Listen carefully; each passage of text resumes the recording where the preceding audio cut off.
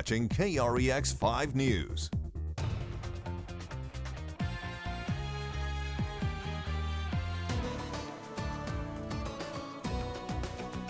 Well. On Saturday, we bagged our fourth day. We hit 102. Today, we hit 100. That makes 5 days for Grand Junction at or above 100 degrees. We didn't hit the record today back from 2003. That's 104. Low 100s, that's what we'll call the records moving forward. But our high temperatures also happen to be in the upper 90s, low 100s. So if you're looking for relief in the area rivers, temperatures mid-70s easily, but please be careful. Make sure you have a life jacket. Make sure you're prepared for the dangers, even though the current and the stream and river flows are slowing. I mean, even a scaredy cat like me might float the Colorado with those numbers. It's fantastic conditions, but please make no mistake, river can be brutal. Temperatures right now, well, we're right about where we should be. This is not the heat of the day. We're 98 currently in Grand Junction, 94. The average high temperature is just that, 98 for Grand Junction, but it's only 92 for Montrose.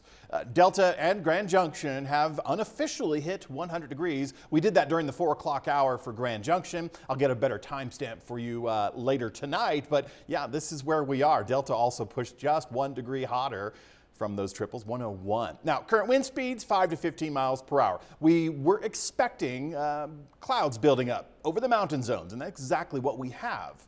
But no real strong storm-associated gusts. Right now, we're barely at the 25 mile per hour zone, top wind gusts. Quick look at radar, not much. If you're in the Gunnison County, you are looking and probably experiencing a little bit of rain if you're heading up to the mountain resort of Crested Butte. Probably some darker clouds in the lower elevations, maybe some gusty winds, but we bring this radar up to speed and there's not a lot left on the western slope. Most of the storm formation was in the San Juans. That continues even at this hour. Should not be a late night, but those storms in the San Juans, they're tracking southeasterly about 10 miles per hour. So slow movers, but not heavy rainers yet. We do have that in store coming through. Basically, we're going to continue with our hot temperatures each afternoon of this work week and into the upcoming weekend. That means our averages in the low and middle 90s, we're going to exceed that. While we may not be setting temperature records, we are going to be fluctuating in the upper 90s and low 100s.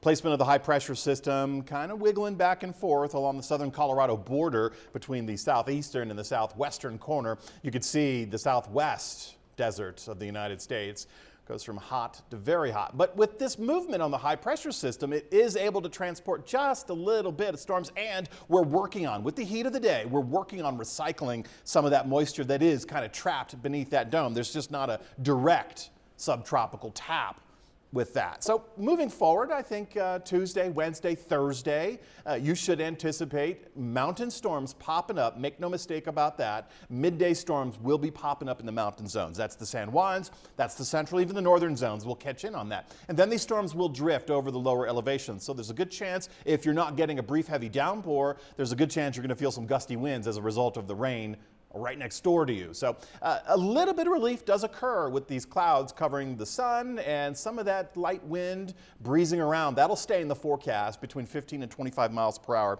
just about every day of the work week. And that does not include the storm-associated wind gusts. So those obviously can go a little bit stronger. And with those gusts, that can blow tree branches, limbs, snap them down to the ground. Also, unsecured furniture in your yard. So just a couple little hazards. If you're in the mountain zones when these storms do pop up, make sure you have your lightning protocol in place, and just be mindful of where you are. Don't put yourself in a slot canyon. Don't put yourself in a flood-prone zone that would be moving stormwater away from a storm and right through your neck of the woods. So just a brief heads up for your own awareness.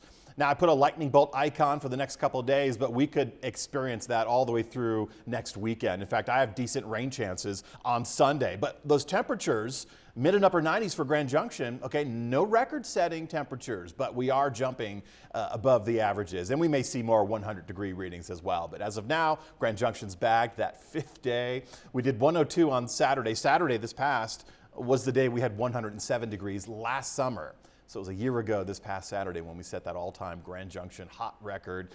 Thankfully, I don't know what you were doing outside, but thankfully we survived and it wasn't nearly as hot. But these temperatures, and then you start to mix in a little bit of that humidity with the late day storm potential. Montrose, I mean, we have a rain chance almost every afternoon that will show up. It just depends on which part of the county that's going to cross over. So at least it's there. At least we're going to be getting some light rain showers coming through, and some of them could be rather robust. So again, as you're traveling, be mindful, ponding issues on the roadways, whether it's Highway 50, and you also need to pay attention to our cone zone, which is coming up in just a moment, because that'll give you an updated presence with exactly which roads are open, exactly which roads are closed, and of course Jocelyn and who's that new guy that we have on the desk?